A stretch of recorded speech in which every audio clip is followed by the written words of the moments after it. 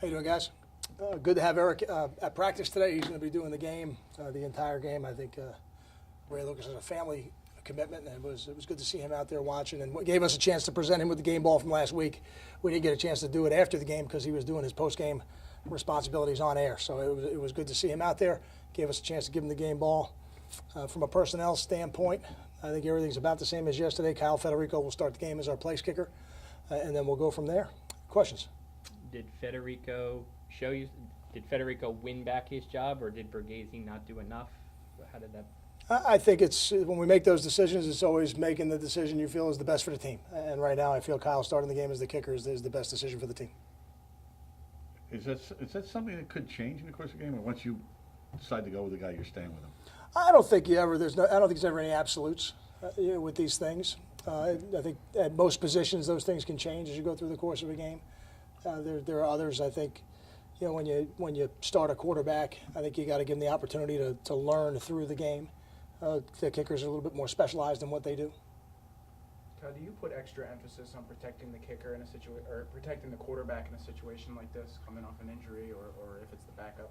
No more than we usually do. I mean, we always have an assortment of 5, 6, 7, and 8 man protections in the game plan. We don't use more in a week like this or less. It really just comes down to the matchups with the defense you're going to see. So along the same lines, if it's Gary, he'll have the full playbook. It'll be like Absolutely. Oh yeah, he'll have the full game plan, as will Chase.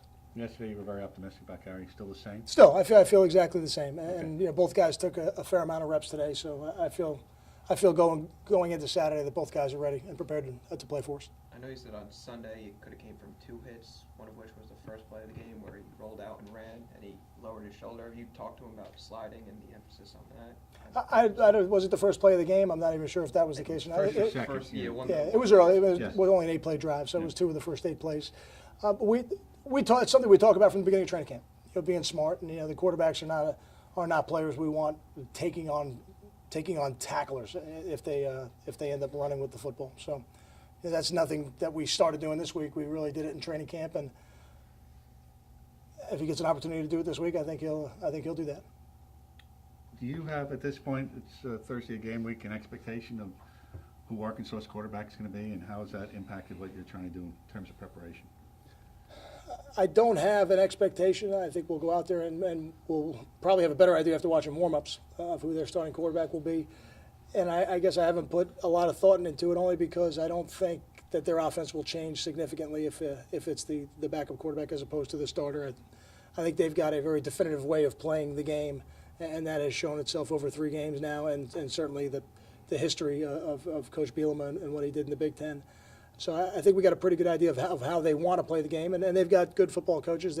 They'll have some things that they feel give them a schematic advantage on offense, as will we, and then we'll go from there really as we get into the game. You mentioned on your radio show last night, I think, that you're optimistic about Deering too. Does he fall in that same category with Gary and Bajari, somebody you think will play? He does, yeah. I think Jeremy's going to have a role in the game. I appreciate you listening last night. Didn't see you over there at Brother Jimmy's. So you missed out on some good barbecue, but I do appreciate you listening. I do. I think guys like Jeremy Deering, guys like T.J. Johnson, I think they're going to have a role in the game.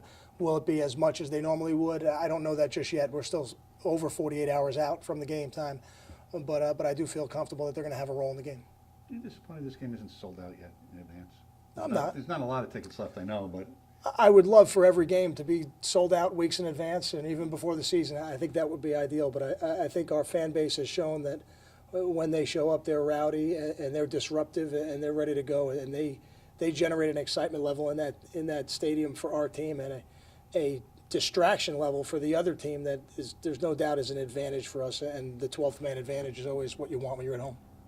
Kyle, going back to when Rutgers and Arkansas agreed on this home-home series, what did it mean to the program at the time? I mean, we had a home-and-home series with a quality opponent, and that's how we felt. At the time, we had a couple of options, and they were a home-and-home option for us that I was excited about, and I thought the players would be excited about, so we got it signed as quickly as we could. But it's a quality program from a quality conference, and anytime you get a chance to do that home-and-home, I think not only is it good for you and your program, it's good for your fan base as well.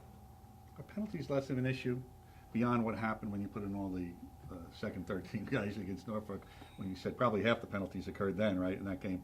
Are they less of a concern issue now? It's something we try to stress through the year. It's a little like shaving. If you forget to do it for a day, you don't look as good. And so it's something that we try to make sure as we go through the year we're on it every day, and we've got officials at practice every day. And we've been a little better as of late with the guys that have played the majority of the snaps, but it's not something that we'll ever de-emphasize in our program. You ever grow a beard?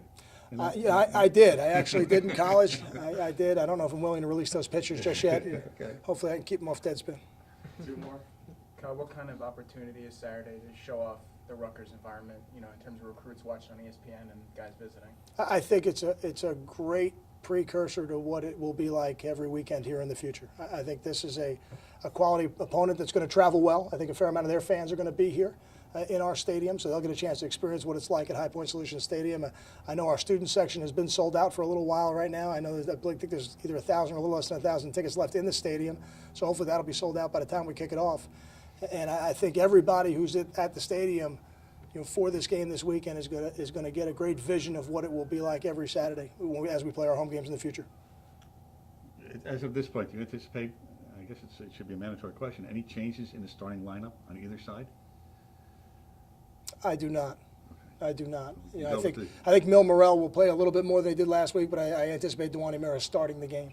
Okay. So that would be the only one, I think. But I think the starting lineups we put out there probably what we're going to go with.